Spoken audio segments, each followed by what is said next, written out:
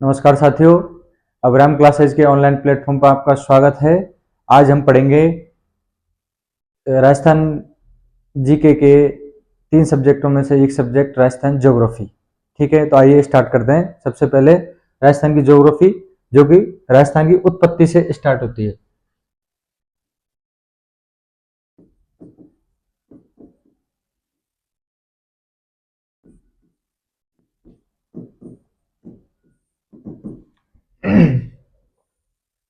राजस्थान की उत्पत्ति देखो, एक साइंटिस्ट हुए थे अल्फ्रेड वेगनर नाम से, जो कि जर्मनी के रहने वाले थे। एक जियोलॉजिस्ट थे और क्लाइमेटोलॉजिस्ट भी थे। तो उन्होंने अर्थ को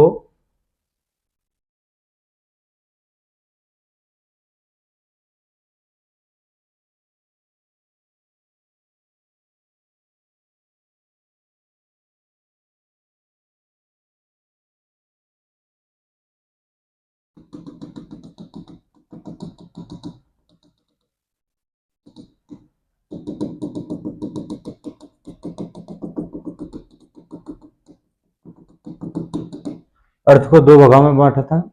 एक तो पेंजिया,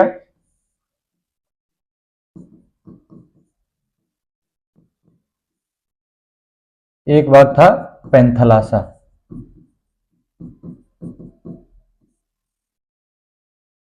पेंजिया है, ये टोटल अर्थ का 29% कवर करता है और बाकी का 71% पेंथलासा कवर करता है।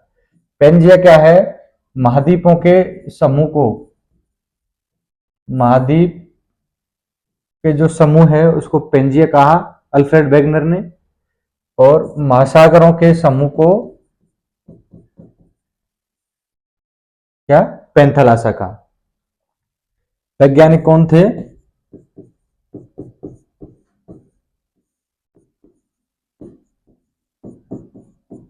अल्फ्रेड वेगनर, जो कि जर्मनी के रहने वाले थे।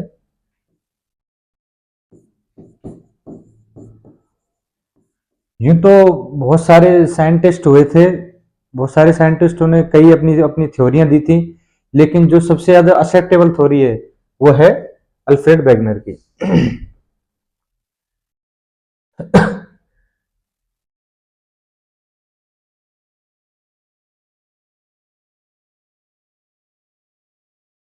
अल्फ्रेड वेगनर ने अगेन पेंजिया को 2 भागों में बांटा। पेंजिया का जो उत्तरी भाग था वो तो अंगारा लैंड कहलाता है, जो पेंजिया का दक्षिणी भाग था वो गोंडवाना लैंड कहलाता है।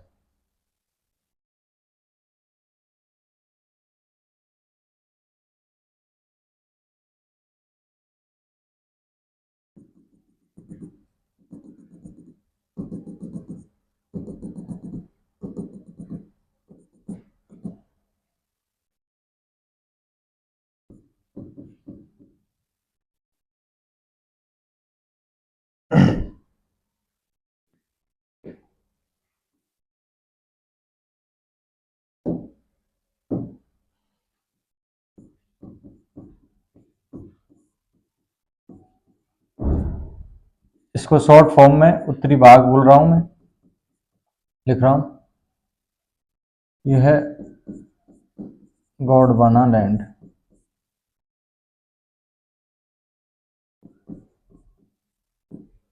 यह है दक्षिणी भाग, किसका है?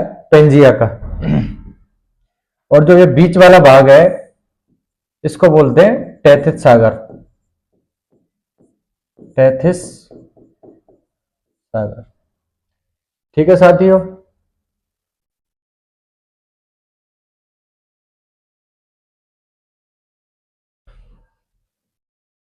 ये जो अंगारा लैंड और गोंडवाना लैंड हैं, जो कि कार्बोनिफेरस कार्बोनिफेरस के समय के हैं। कार्बोनिफेरस काल के समय के हैं। ठीक है साथियों, यहां तक क्लियर। अल्फ्रेड वेगनर एक साइंटिस्ट हुए थे, जर्मनी के रहने वाले थे, क्लाइमेटोलॉजिस्ट और जियोलॉजिस्ट थे। उन्होंने अर्थ को 2 भागों में बांटा। पहला भाग था उनका पेंजिया, जो कि महाद्वीपीय भाग है, उसको पेंजिया बोलते हैं। और जो कि महासागरीय भाग है उसको पैंथालासा बोलते हैं। महाद्वीपीय भाग 29% कवर करता है टोटल अर्थ का, जबकि महासागरीय भाग 71% कवर करता है अर्थ का। पेंजिया को अगेन उन्होंने दो भागों में बांटा, एक तो उत्तरी भाग अंगारालैंड कहलाता है और दक्षिणी भाग गोंडवानालैंड कहलाता है, और उन दोनों के बीच का जो भाग है वो तैतीस सागर कहलाता है। अब देखो अंगारालैंड में और गोंडवानालैंड में कौन कौन से द्वीप महाद्वीप आते हैं।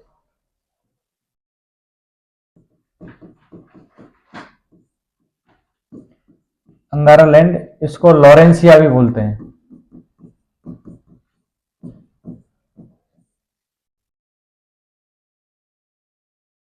इसमें आते हैं, एक तो उत्तरी भाग था ये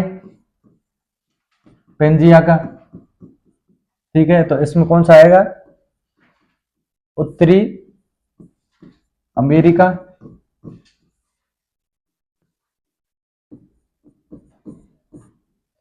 उत्तरी एशिया और यूरोप महाद्वीप, ठीक है। दूसरा कौन सा था, गोंडवानालैंड,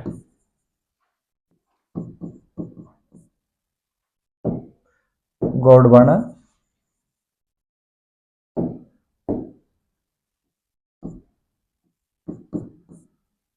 गोंडवाना या बाना एक बात है, गोंडवाना, राइट।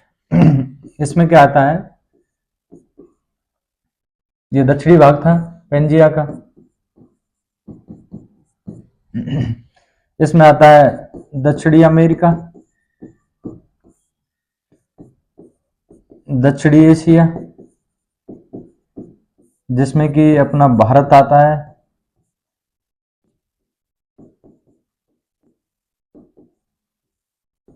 ठीक है। अफ्रीका महाद्वीप,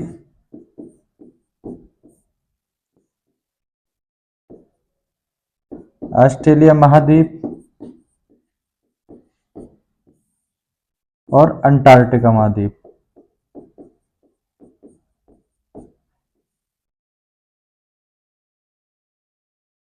ठीक है साथियों, इसमें आता है। अब एक है 33 सागर, जो बीच का पार्ट था इनका, उसको यहां लिख देते हैं।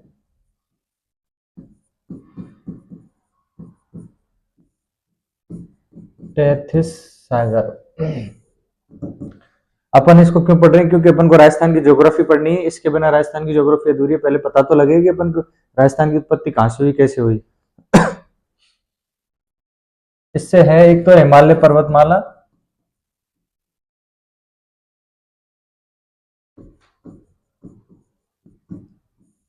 जो कि 33 सागर से उसका निर्माण हुआ है।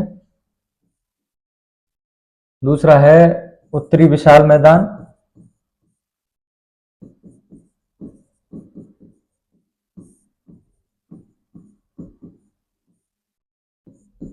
तीसरा है थार का मरुस्थल।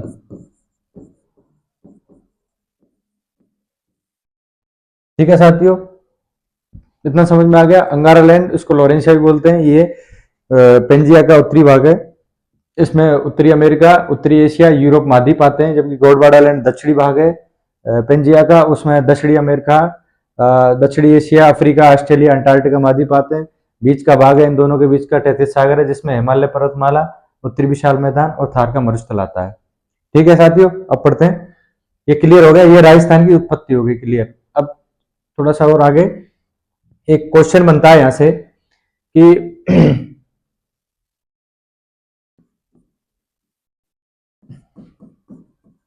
एक गोंडवाना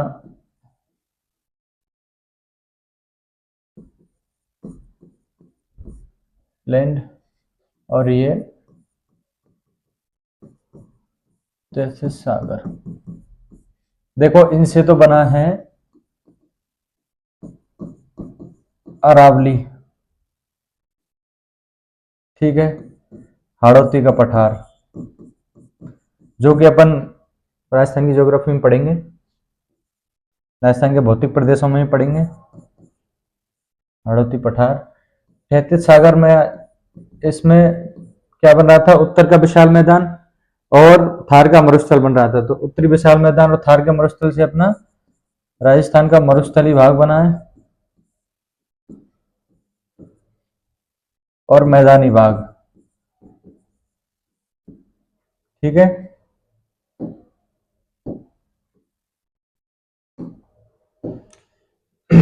तो ये तो क्या है, प्राचीनतम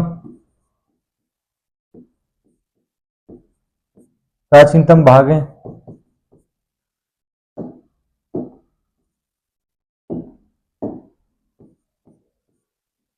और ये क्या है, नवीनतम भाग है।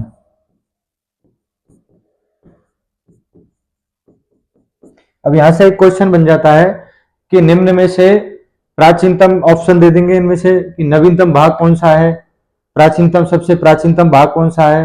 अब जैसे कि अपन ने इसको प्राचीनतम भाग क्यों बोला हमने, कि सबसे पहले आपको पता है पेंजिया से अंगारा लैंड गोडवाड़ा लैंड बने थे, बाद में गोडवाड़ा लैंड और अंगारा लैंड से वो तैतीस सागर का निर्माण हुआ था। तो तैतीस सागर का निर्माण हुआ था, वो तो नवीनतम हो गया, जिससे क्या बना, उत्तर का विशाल मैदान और थार का मरुस्थल। तो थार का मरुस्थल से अपना राजस्थान का मरुस्थल, और उत्तरी विशाल मैदान का भाग अपना मैदानी भाग हो गया राजस्थान में। ठीक है दोस्तों, तो यहां से एक क्वेश्चन बन जाता है यहां से। ठीक है, क्लियर। ओके, अब पढ़ते हैं। ये तो हो गई राजस्थान की उत्पत्ति। अब राजस्थान की स्थिति एवं राजस्थान का विस्तार पढ़ते हैं।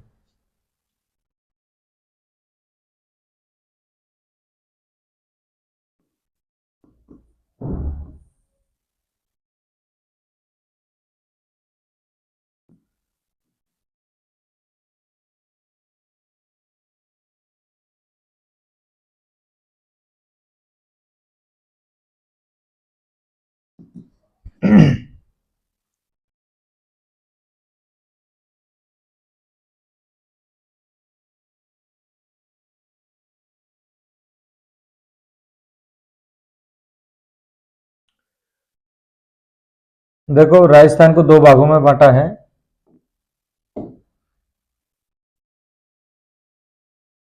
0 डिग्री अक्षांश और ये 0 डिग्री देशांतर। ठीक है, तो भूमध्य रेखा है, ये भूमध्य रेखा है।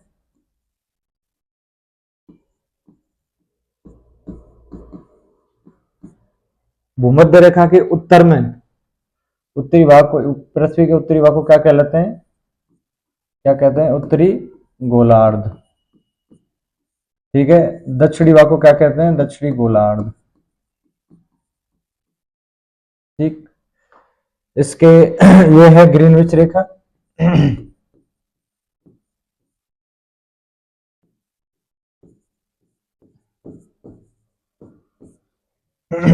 इसके पूर्वी भाग को क्या बोलते, इसके पूर्वी भाग को क्या बोलते हैं, पूर्वी गोलार्ध। इसके पश्चिमी भाग को क्या बोलते हैं, पश्चिमी गोलार्ध। ठीक है, ये क्लियर दोस्तों। अपन ने ये क्यों पढ़े, क्योंकि अपन को राजस्थान की स्थिति जाननी है। अब देखो, हाँ, राजस्थान की स्थिति अपन ने पढ़ी थी दक्षिणी एशिया महाद्वीप के अंदर। ठीक है, तो दक्षिणी एशिया महाद्वीप में, महाद्वीप के इंडिया कहां पड़ता है, उत्तरी गोलार्ध में। और देशांतर के हिसाब से कहां पड़ता है, पूर्वी गोलार्ध में।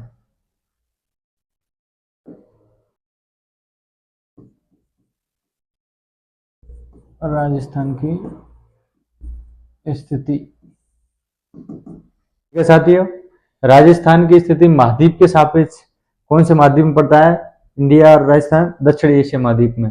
राजस्थान की स्थिति अक्षांशीय स्थिति के सापेक्ष उत्तरी गोलार्ध में। राजस्थान की स्थिति देशांतरीय स्थिति के सापेक्ष पूर्वी गोलार्ध में। राजस्थान की स्थिति देश यानी भारत के सापेक्ष उत्तरी उत्तर पश्चिम में। पढ़ते हैं राजस्थान का विस्तार।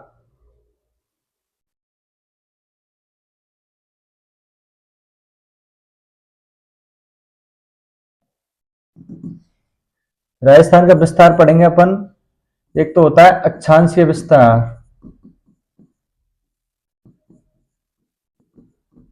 ठीक है साथियों, देशांतरीय विस्तार।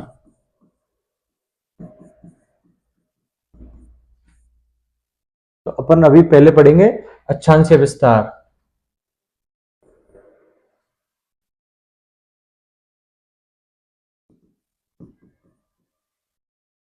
अक्षांश यानी लैटिट्यूड।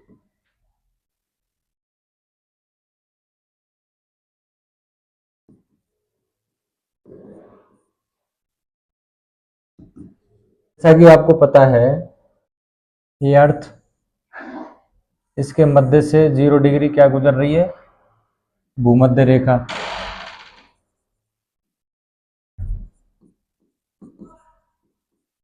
साढ़े 23 डिग्री दक्षिण में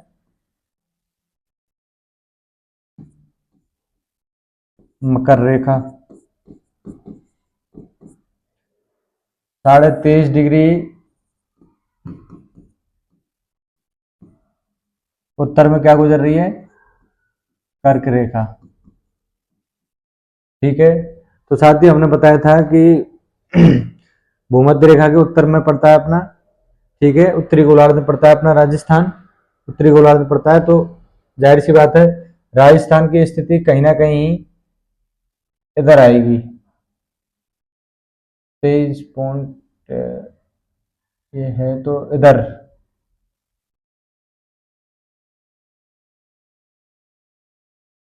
यूं करके, ठीक है।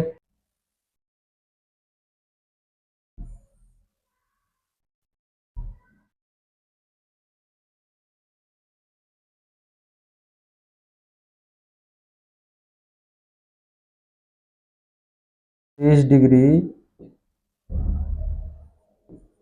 3 मिनट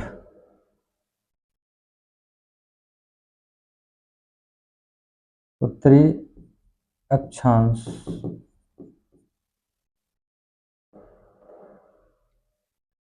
वहां से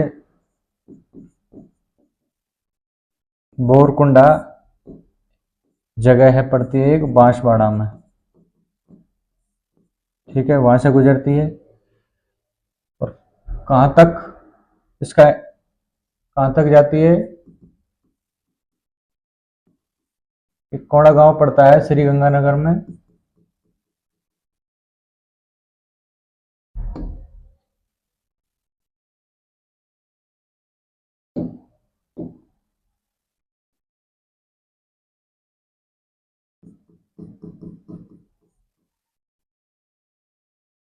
फिर 30 डिग्री 12 मिनट, कौन सा हो गया, उत्तरी अक्षांश। तो राजस्थान का अक्षांशीय विस्तार कितना हो गया, 23 डिग्री 3 मिनट से लेके और 30 डिग्री 12 मिनट तक, ठीक है, ये इसका क्या हो गया, अक्षांशीय विस्तार हो गया। अब इन दोनों के बीच की दूरी कितनी पड़ती है साथियों,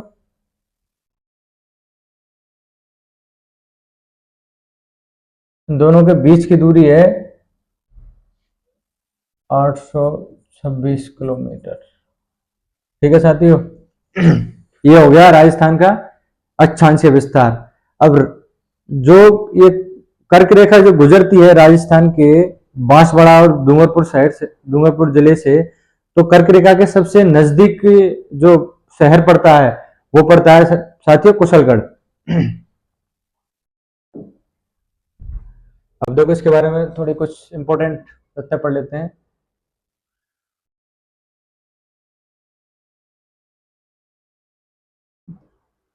कर्क रेखा के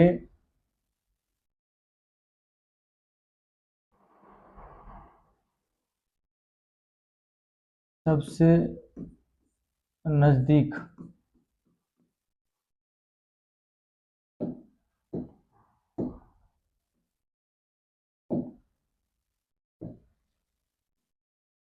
नजदीक शहर जो पड़ता है वो पड़ता है कुशलगढ़,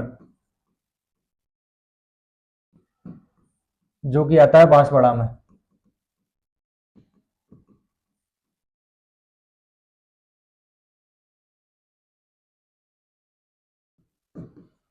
कर्क रेखा को 2 बार काटती है माही नदी, विश्व की एकमात्र नदी है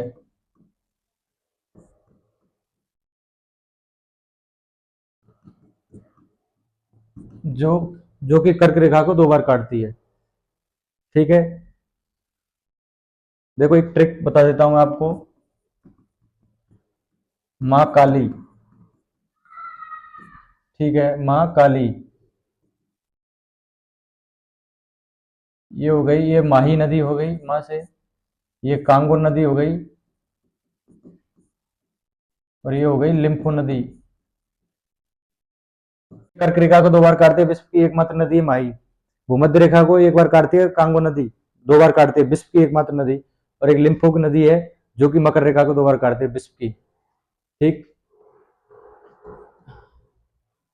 कर्क रेखा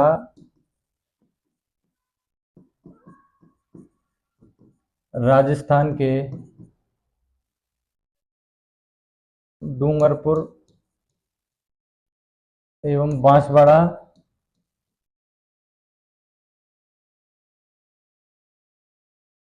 जिले में से गुजरती है।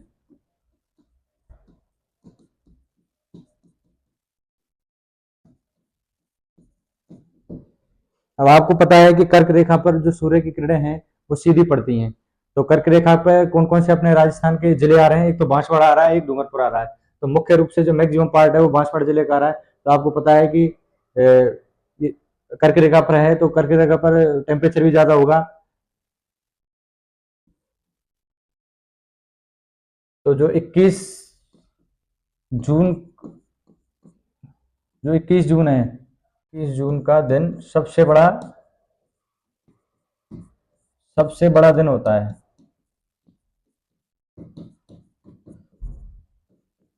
लगभग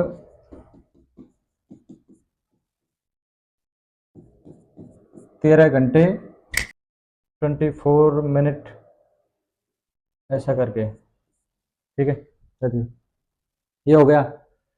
देखो कर्क रेखा के सबसे नजदीक शहर कौन सा है? कुशलगढ़ पड़ता है। यहाँ से क्वेश्चन आता है, सीधा सीधा सीधा सीधा क्वेश्चन आता है यहाँ से। कुशलगढ़ पड़ता है। कौन सा शहर कर्क रेखा के सबसे नजदीक पड़ता है? कर्क रेखा को 2 बार कौन सी नदी काटती है? राजस्थान की माही नदी है, आपको पता ही है। कर्क रेखा राजस्थान के डूंगरपुर एवं बांसवाड़ा जिले में से गुजरती है, 2 शहरों से गुजरती है, आपको पता है, 2 जिलों से। 21 जून का दिन सबसे बड़ा दिन होता है। जून 2024 की थीम क्या थी? थीम क्या थी? योगा फॉर सेल्फ एंड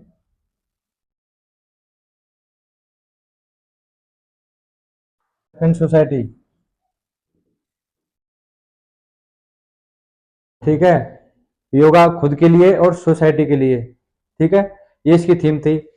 जो विश्व योगा दिवस है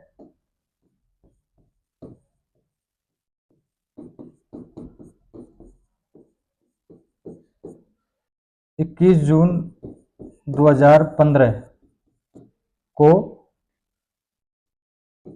घोषित हुआ था।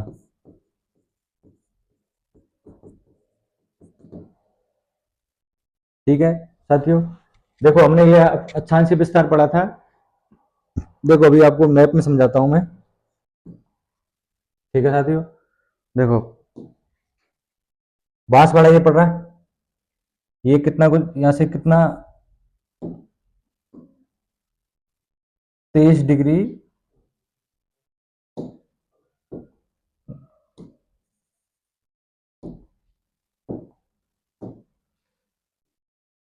23 डिग्री 03 मिनट यहाँ से गुजरती है बोरकुंडा से। ठीक है, बांसवाड़ा से गुजरती है कर्क रेखा।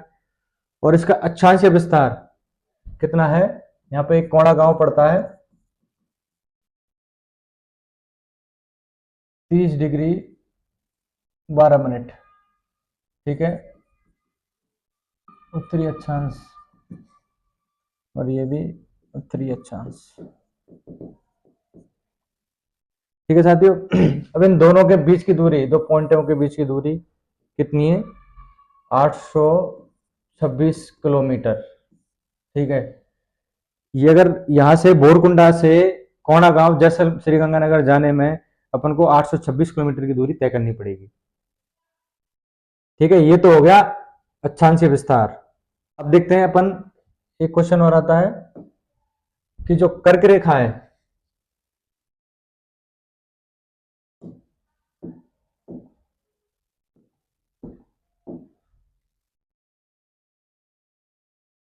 कर्क रेखा की लंबाई कितनी है राजस्थान के अंतर्गत? 26 किलोमीटर। यहां से सीधा सीधा क्वेश्चन बन जाता है कि राजस्थान में कर्क रेखा की लंबाई कितनी है? 26 किलोमीटर है। राजस्थान का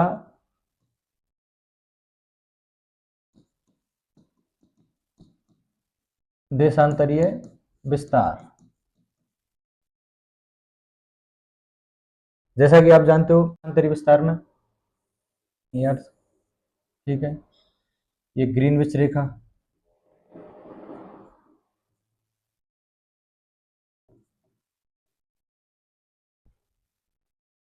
तो इसके पूर्वी गोलार्ध में है।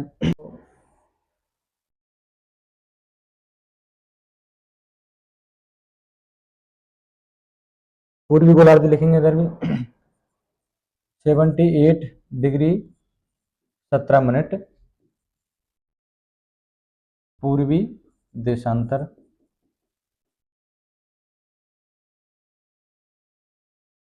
69 डिग्री 30 मिनट पूर्वी देशांतर। हमने देखो दोस्तों पूर्वी देशांतर क्यों लिखा, इधर भी पूर्वी देशांतर लिखा है, इधर भी पूर्वी देशांतर लिखा है, क्योंकि ग्रीनविच रेखा के ये पूर्वी भाग में पड़ रहा है, पृथ्वी के पूर्वी गोलार्ध में। ठीक है, अपना राजस्थान पता है, इसलिए अपन ने पूर्वी देशांतर ही लिखा। अब इन दोनों के बीच की डिस्टेंस कितनी है? 869 किलोमीटर। अब देखो बच्चों, कभी कभी कंफ्यूजन हो जाता है कि एक तो 826 किलोमीटर भी पढ़ा था हमने, एक पढ़ रहे हैं 869। तो सिंपल सी आपको याद रखने की एक बात बताता हूँ, थोड़ा सा तरीका। अपन को पाकिस्तान जाना है, देखो इधर पड़ता है जैसलमेर, कटरा गांव पड़ता है, कटरा किस में पड़ता है? जैसलमेर में।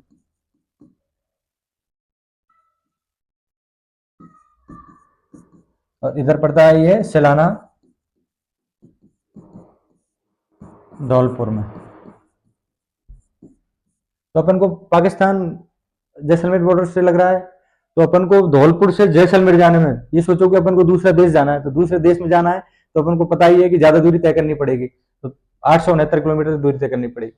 ठीक है, अभी कुछ दिन पहले ही एक सेकंड ग्रेड टीचर के एग्जाम में एक पेपर में एक क्वेश्चन आया था, वो यही आया था कि राजस्थान